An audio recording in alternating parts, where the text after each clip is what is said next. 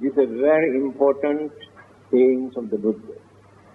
Even non-Buddhists also quote these sayings of the Buddha for various purposes, for articles and giving talks, for writing books. Such an excellent advice given by the Buddha. It recites like this: Nahi verena verani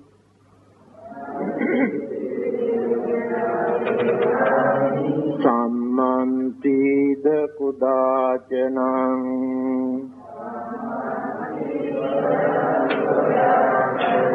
averena ca sammanti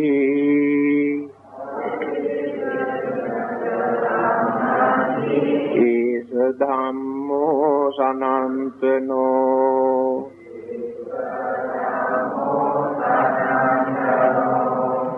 nahi verena verani sammantida kudacanam averena ca sammanti esa dhammo sanantano. Meaning, hatred never ceases. True hatred in this world. Through love alone, they cease. This is an eternal law. Esa dhammo, this dhamma, sanantano, eternal. This dhamma is eternal. That means there is nobody in this world who can change it. Meaning is very simple. Nahi. Nahi means no. Verena, by hatred. Verani, hatred. Sammantida, see. Never end. Never end. By hatred. Kudachana, never. Averenacha, only by avera. Vera and avera. The always gives the negative meaning. Avera means without hatred. He used the word love. Opposite word for hatred is love. Love alone. Averenacha sammanti, cease. By love, not by hatred. Esa dhammo, this dhamma, this principle, sanantano, eternal. So in this way you can catch the Pali words also and get a better meaning. The story, why the Buddha had to recite this or to give this advice. A young man who had a young wife, I think only son in their family, had no children, although they were longing, waiting for a child. Finally,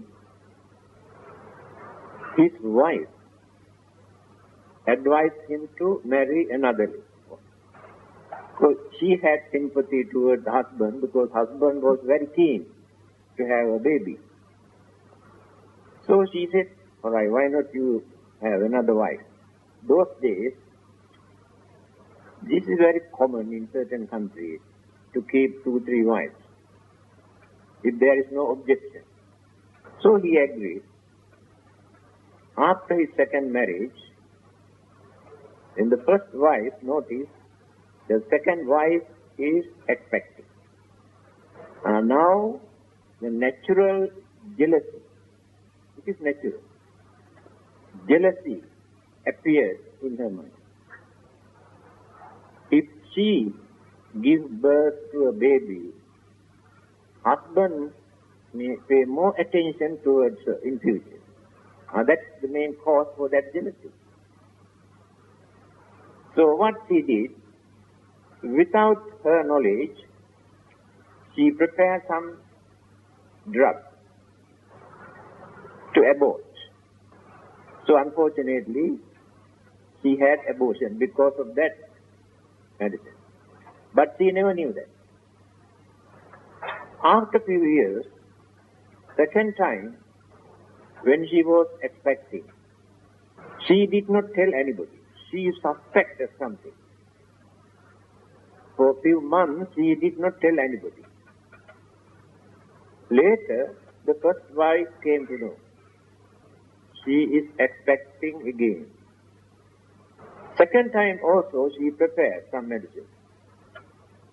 But baby is grown inside the womb. So what happened? The baby and mother both died because of that drug. And then she knew, before her death, she knew the first wife has done something. She had hatred. She died with that hatred in her mind. So what happened? The husband was very angry when he came to know that the first wife has done something. And he beat her, and she also died. Now, both were born in the same house. One was born as a cat. The other one was born as a hen, chicken. So every time when this hen lay eggs, a cat come and wallop. So this hen could not produce chicken because of this cat.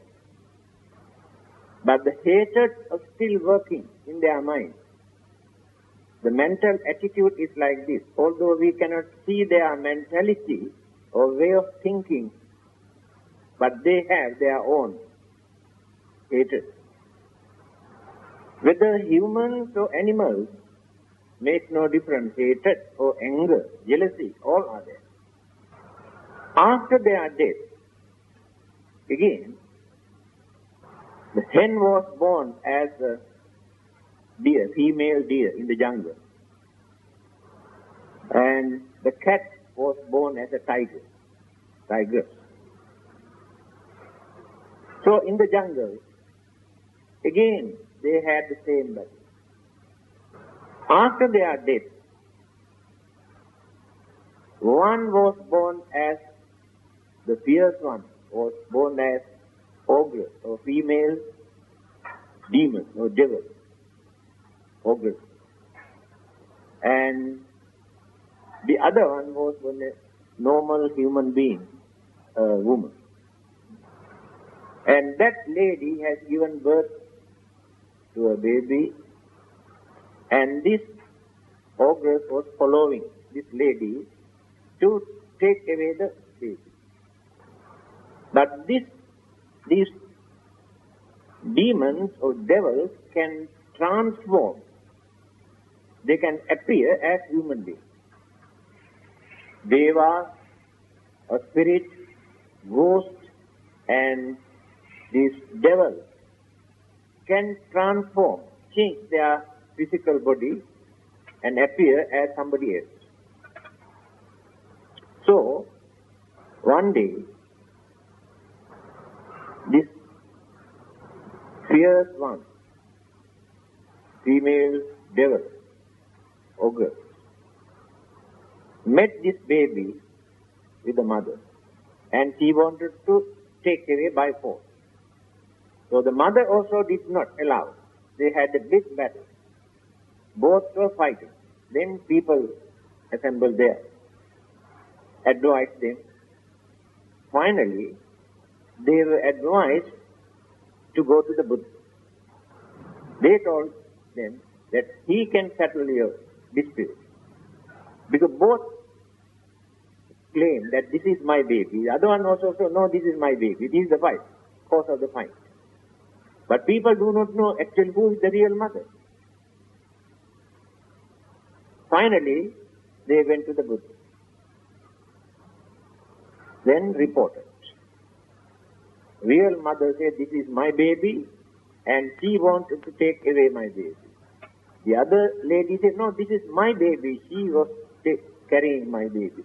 That is why I wanted to take it. Then the Buddha narrated this story. You do not know. You started this battle long ago. Still you continued it because of your hatred. Still you have that hatred in your mind. Then, all right. We ask both of you to hold this baby. One lady holding the head, the other lady holding the leg. Now pull. The real mother doesn't want to pull harder, and the bluffing one pulls. Then people knew this is not the mother. The real mother cannot do that to hurt the baby. They realized this is the real mother, so handed over. How the Buddha settled the problem? Not only by preaching, he knows so many techniques. Then he gave this advice. Nahi verena verani sammansida sudachana averena cha sammanti esa dhammo sanantana. There is another incident that happened, I think, in 1930. I can remember. I read this in a newspaper in 1935, I think. Hitler in Germany.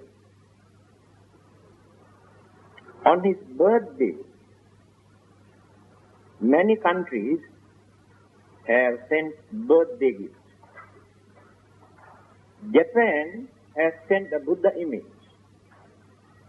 with these sayings of the Buddha. Nahi verena verani sammanti buddhachanam, with English translation. So Hitler went round watching all the gifts that he received from various countries, and he saw this Buddha image. He asked, what is this? Oh, this is the Buddha image. What is written there? Then explain. Nahi verena verani. Hatred never cease by hatred, but by love or kindness. This is an eternal Dhamma, eternal law. Hitler said, I never believe it. I don't accept it. If anybody comes to beat me, if I come to know, I must beat him earlier before he come and beat me. Therefore, I don't accept this. If anybody hates me, I wallop him, not only hate him. Then what happened to him? He rejected the sayings of the Buddha and declared war against some other countries. Finally, what happened to Hitler? What happened to Germany? He ruined himself and he ruined his own country. After destroying millions of human lives, destroying so many countries, towns and cities. Now we can understand who is right, whether the Hitler or the Buddha. So he wanted to go against this thing of the Buddha. So I read this in 1935 in a newspaper. Now, there are many things for us to learn. We had to think very seriously. Why human beings are so wicked, so cruel, so dangerous?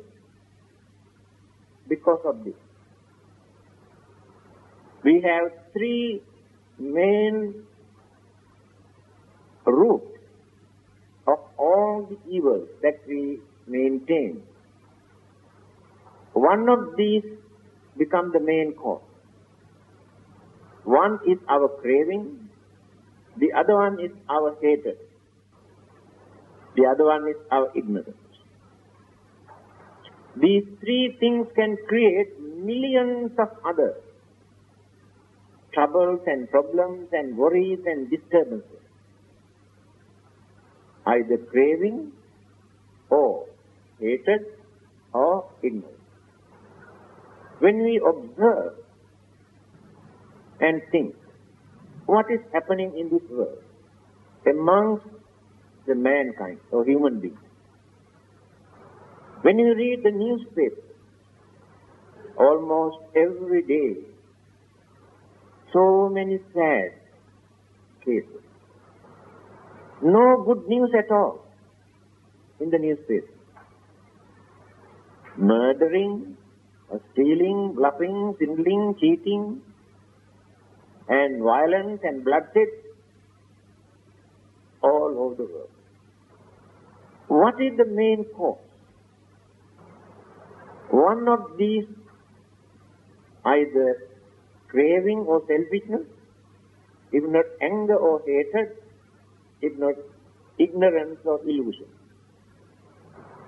When a person becomes a perfect, holy, harmless person, that means he has no craving, he has no hatred, he has no ignorance. Then he becomes a perfect human being. We are not perfect. By knowing our weaknesses, we try to be good, to become harmless, to become honest, to become kind, by reducing craving, hatred and ignorance.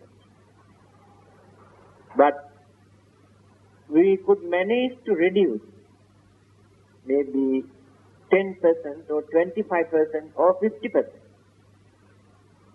by using our full effort, learning, thinking, contemplating, meditating, considering very seriously.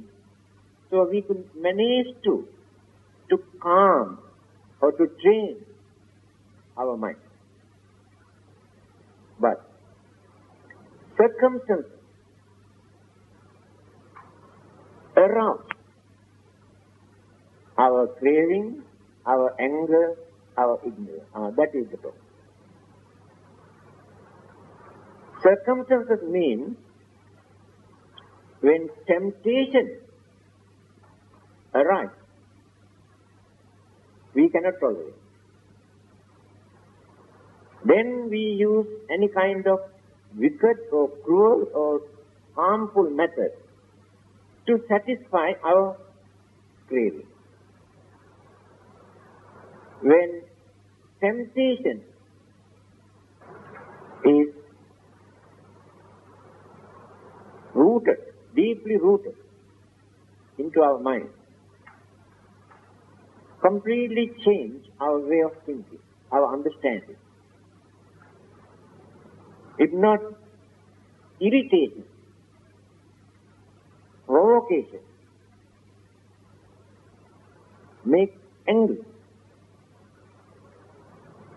then we lose our controlling power in the mind. We cannot control. Flare up like flames of fire, can burn so many things because of that anger. We lose sense of reasoning. We do not think as gentlemen or religious people at that time. We want to take revenge. We want to hurt others' feelings because of that. But we never think.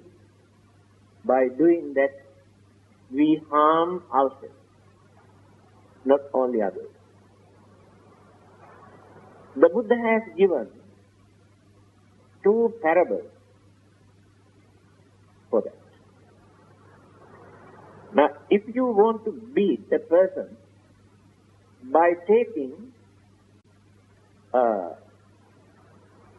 iron rod, which is very hot,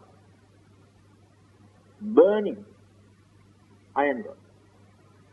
You take this iron rod into your hand and beat another person. You forget that you burn your hand also.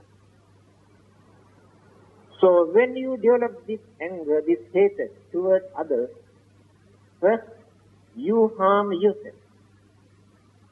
Your mind, your nervous system, your heart, your blood, and your tender glands, organs, then the whole body. Because of that anger. Another parable he has given. If you are going to insult another person because of your anger, by using vulgar or dirty words, you never think that you dirty yourself first. You want to take some dog dung into your hand and throw at others. But you forget that you dirty your own hand. So when you scold others by using dirty words, you pollute the purity of your mind. Before you throw out the dog dung or cow dung to others. These are simple examples, but we have to think very seriously. When you get angry, we have to train our mind. We cannot stop anger, but we can control.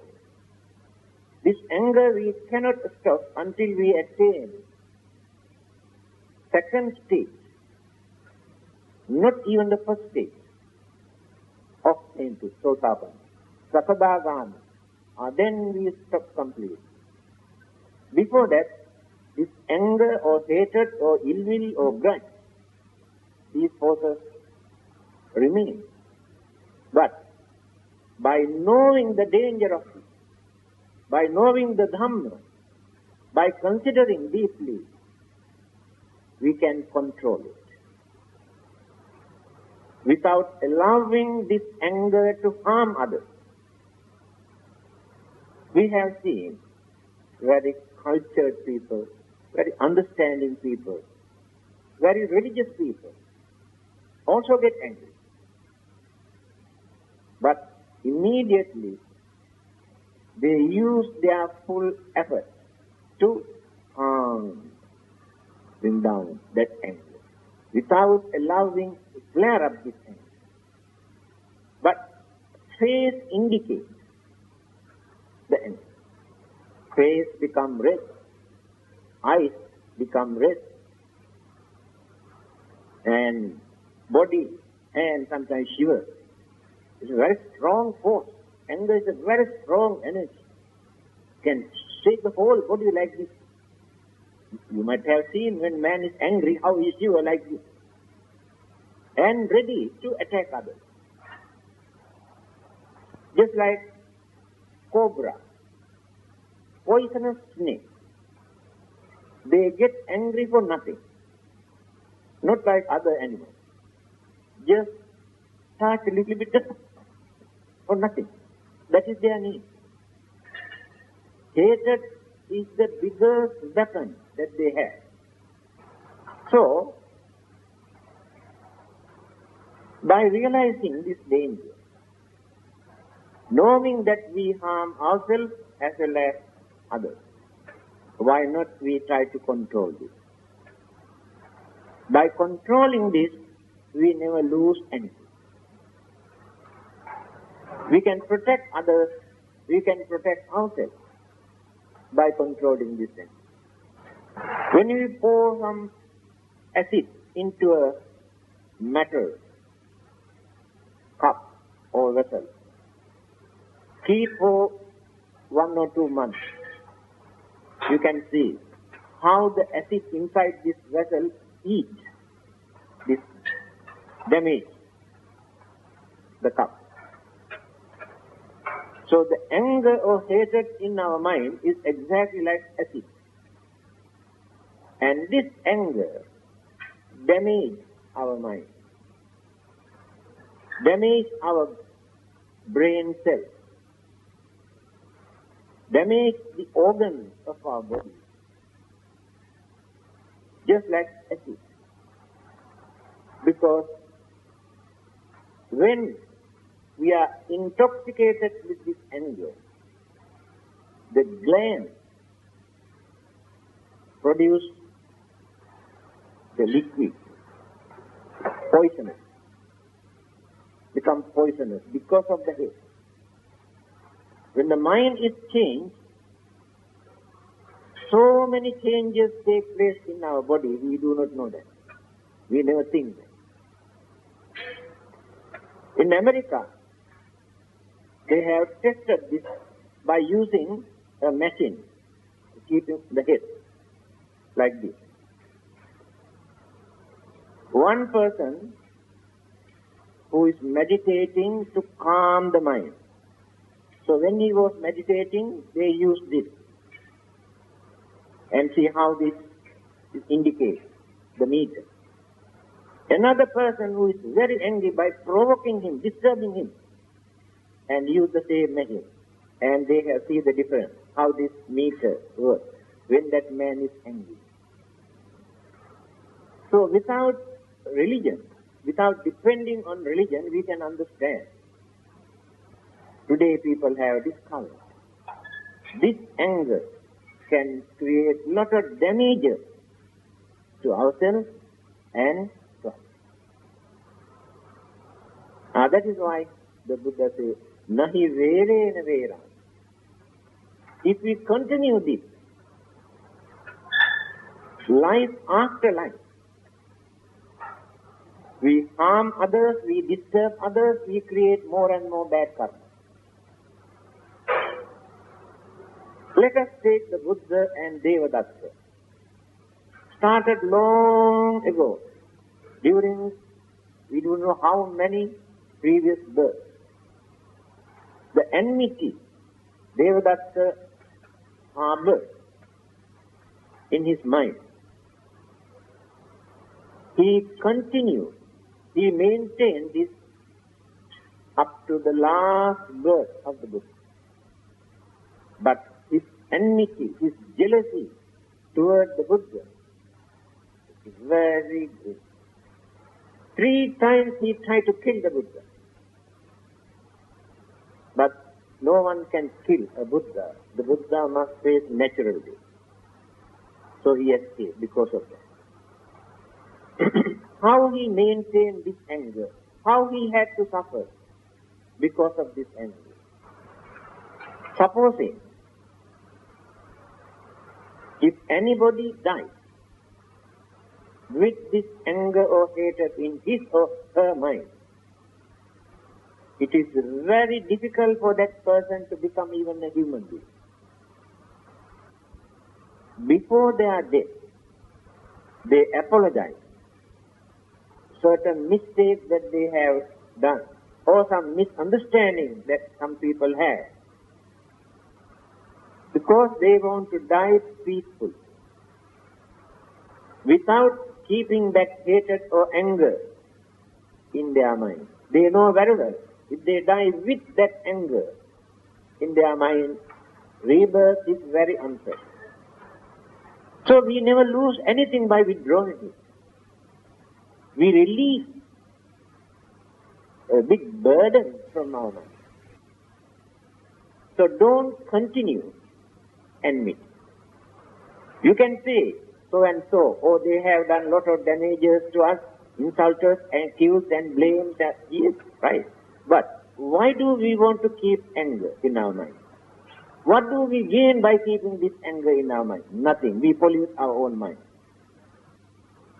And we disturb the other person's mind also when he come to know, our enemy come to know that I am very angry with him. On the other hand,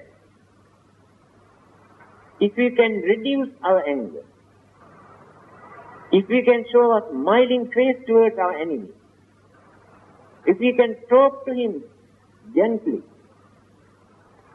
do you think that he can maintain that anger for a long time?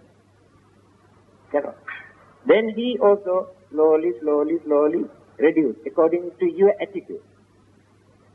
If you show your sour face, then he also increase. certain degree.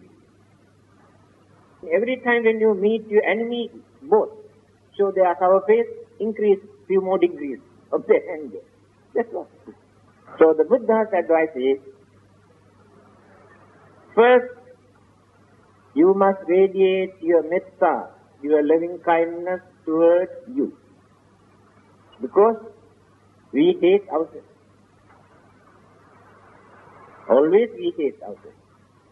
Remember, hatred is hatred whether you created that for you or for another person.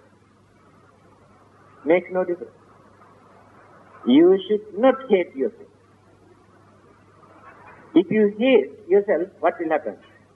Your sicknesses, your worries, your disturbances, aggravate. Because you pollute the mind. When you radiate metta, sympathy, kindness towards you, then you give the chance for that body, that mind, that life to reduce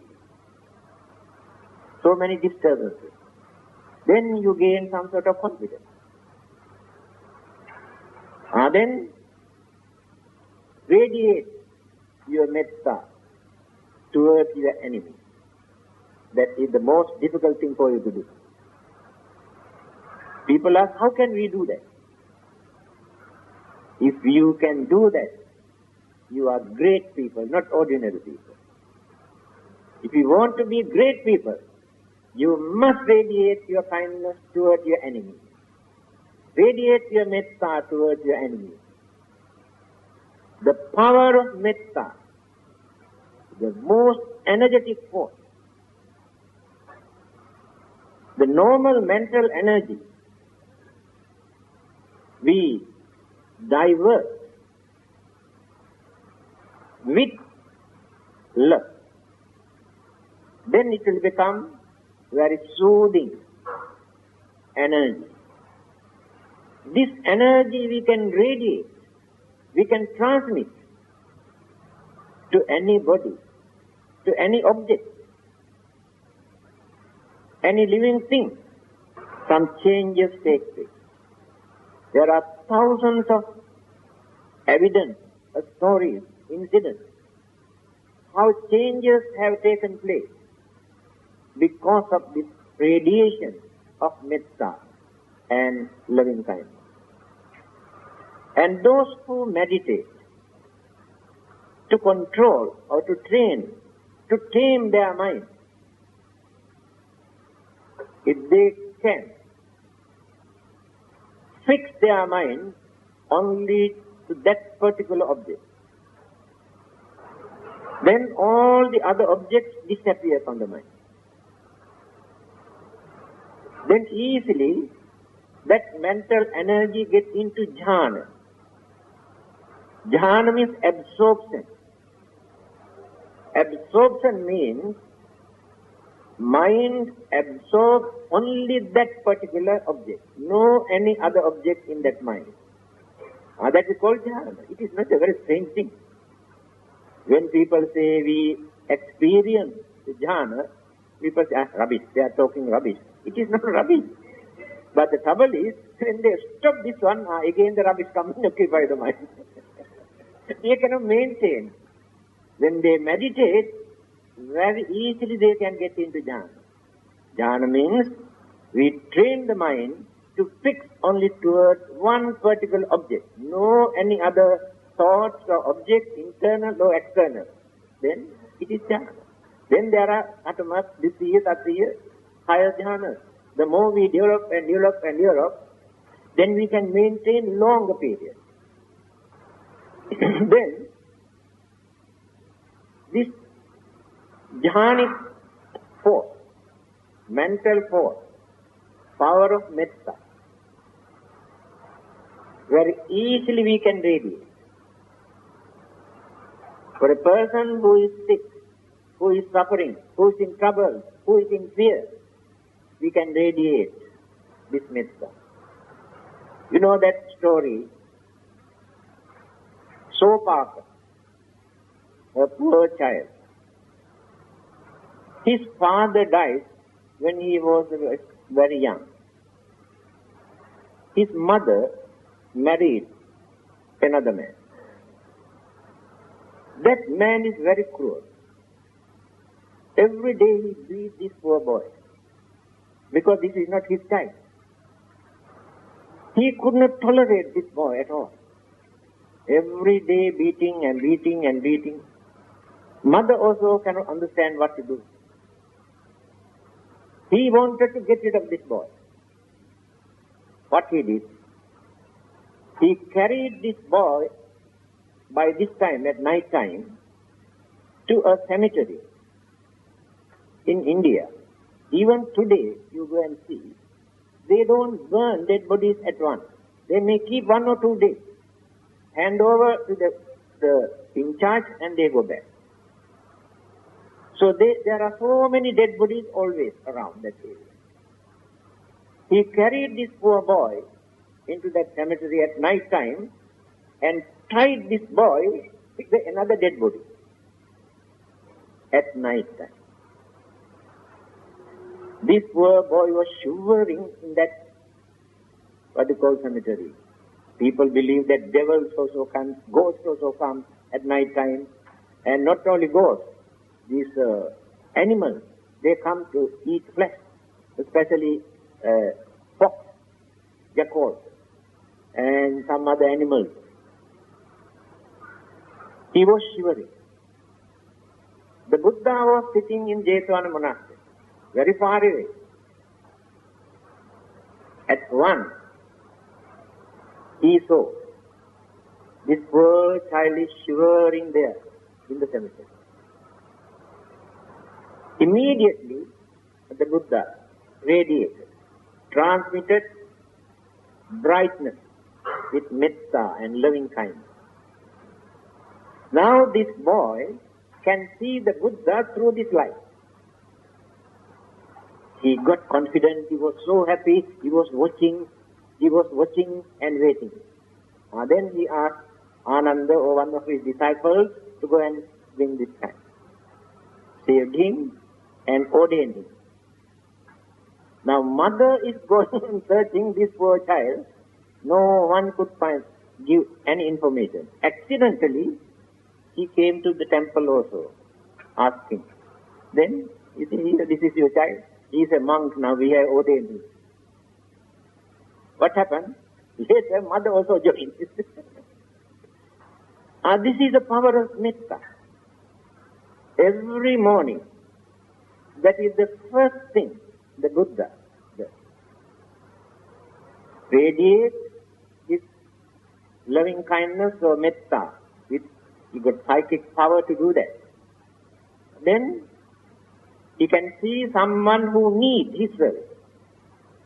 That is how he went to meet Angulimala, the murderer, Alavaka, the cannibal, and so many cases. Purposely he walks. He goes alone, then without anybody. 100 or 200 miles. He walked and for the sake of unfortunately. He used that Mahayana Buddhism always taught Mahakaruna and Mahaprajna. These two strongest energies in the Buddha. His great compassion, his great wisdom. His compassion and our compassion, when you compare, you can see the vast difference. That's why it's called great compassion. In his compassion, there is no ulterior motive, there is no selfishness, there is nothing for him to gain in return. But in our kindness, in our sympathy, our compassion, in our subconscious mind, there is something. At least thank. That is why we complain. I have done so much for him, he did not even thank. Why do we need that thank? What for? This is the difference. The Buddha never expects anything in return. That is called great compassion. If we can do some service to others, without expecting anything in return. That is called real compassion. If they come and give us something for the service, people are not happy for that, because they reduce their compassion. Just like giving something in return for the services. Some people don't like it. So, we had to train our mind. We get angry. Everybody, I also get angry. But I never keep that in my mind. Immediately I wash my mind. Therefore no one can get angry with me. I have no enemy. Buddha had so many enemies, because people could not tolerate his greatness. And so many people are affected because of the Buddha. Those who are bluffing innocent people in the name of religion, those who have been practicing superstitious belief and tradition, the Buddha condemned all these things. He pointed out there is no religious value at all in those practices. But those who live on these practices lost their income. Then they become enemies. Same thing. Such things are happening even today. Why people want to kill great people? Politicians, those who serve the country, those who try to abolish vices or immoral practices, they go and kill. Because thousands and thousands of people are living on those immoral, evil practices. They lose their income. So naturally, those who try to do more good deeds create more enemies. It is not they create, others become enemies. So, but we should not give up our good work just because others criticize us or condemn us or hinder us or disturb us. We can continue our noble work in spite of all these disturbances. The elephants in the battlefield, when two parties are fighting, those days they had no guns, they used only arrows. He says, arrows affect me, disturb me from both sides, from this side and that side.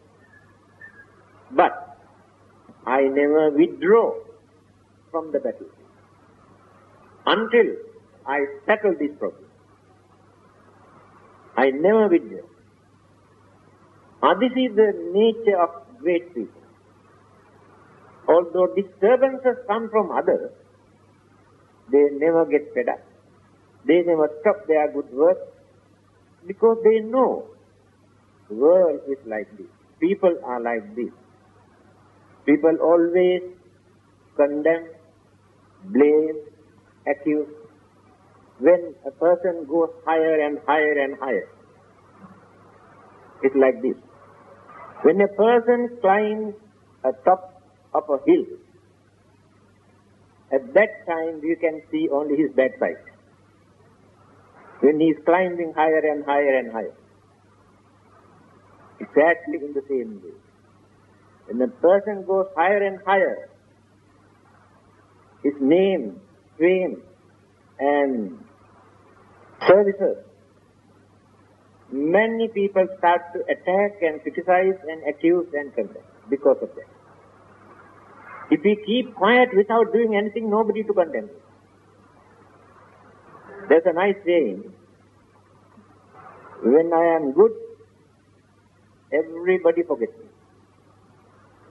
When I am bad, everybody remembers me. That means blame and accuse and insult. When he does a lot of good work, nobody says anything, just keep quiet. This is the nature of human. Supposing, if I do a minor mistake, so immoral or wicked thing, today or tomorrow, either State Times or Malay Mail front page, my name. I am doing a lot of good work almost every day, not even one word. This is the nature. We must understand this thing. If we want to advertise ourselves, we must do bad things. So, there are many simple things for us to think unbiasedly. Then we know how to adjust our way of life. Then we never get fed up, never get frustration, never blame others. Go ahead with our noble work that gives happiness, and we win the battle in the end. And others who have created disturbances withdraw. Later come and cooperate with us. That is the power of that determination, confidence, mixed up with metta. Loving kindness must be there. There were very notorious monks during the Buddha's time. Even the Buddha also could not control. Never listened to their advice. When he was about to pass away, disciples discussed this matter with the Buddha. What to do with this man and this man and this man? They are troublemakers. When you are no more here, nobody to guide us, advise us, what to do? Then he said, all right. If they are not going to change their attitude, you can give them the highest punishment, capital punishment. What is the highest punishment in Buddhism? In Buddhism, there are no such thing as religious punishment. But there are certain methods to train and to tame their wicked minds. So what is the highest punishment? He advised all the other monks not to talk, not to invite for any religious services. Just ignore him. But without anger, without hatred, this is the highest punishment. After some time, that particular monk feels very funny. There are a few hundred monks. Nobody wants to talk to him. Nobody wants to invite him for anything. Now he is alone.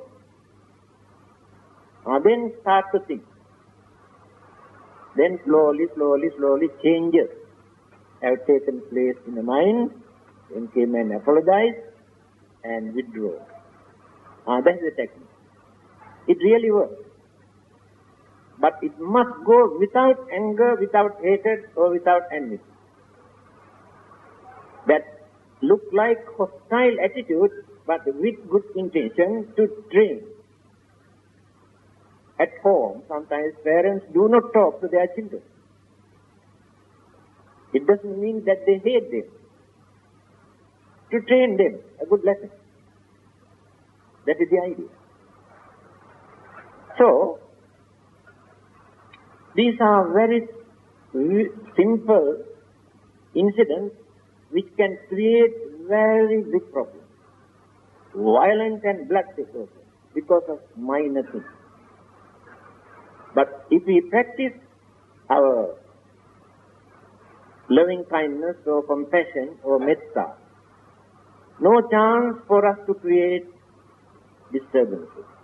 Those who have created enmity or misunderstanding later withdraw, because they come to know that we have no ill will, we have no anger, we do not harm others. Then there is no ground for them to maintain that enmity. That is the practical method. Try to train. It's not so easy. Best thing is, when you get angry, don't talk. Because the word that come out from the mouth like bullet at that time. When we are angry. Very hurting, disturbing. So, control. Then, second thing, don't move your hand. Hold your hand like this. Then digest your anger. Swallow it. But not by force. Even modern psychology says, if we try to control our anger or emotion by force, there will be some sort of side effect, physically or mentally. You cannot control this by force. With understanding. Understanding is the weapon. That is why it is necessary for you to know, to learn these things, the danger of it. That is called understanding. You know this is dangerous. You know this is harmful. You know this is disgraceful. You know this can create violence, bloodshed, lot of disturbances. So why should we allow all these evil forces to develop because of this minor incident? So why not I tolerate it? Why not I keep quiet? Of course, there are some people who keep quiet, they are real culprits, who have done a lot of bad things. It doesn't mean that they tolerate, they have no other choice. Therefore, they keep quiet. Not in that way. With understanding. Every day, what you learn after listening or reading, think. Then try to have some changes in your life, in your way of thinking, in your way of doing, in your way of talking. There must be some improvement. So, this saying of the Buddha is very, very important. I hope you can memorize this. You can tell others. Nahi verena verani sammanti the kudachana. By hatred never come to an end, but increase. Averena cha sammanti, only by developing our metta or love or compassion or kindness, sammanti, esa dhammo sanantana. You can see the end of this anger, then this is an eternal Dhamma. What is Dhamma? Mr. Nehru, the former Prime Minister of India, in his book, Discovery of India, he says, Buddhism is Buddhism, Hinduism is Hinduism, Jainism is Jainism. Buddhism is not Hinduism. Hinduism is not Buddhism. It's a very good saying, because everybody says Buddhism is nothing but Hinduism. The Prime Minister says no. Buddhism is not Hinduism. Then he says the Dhamma that existed in India, we can see in Hinduism, in Buddhism, in Jainism.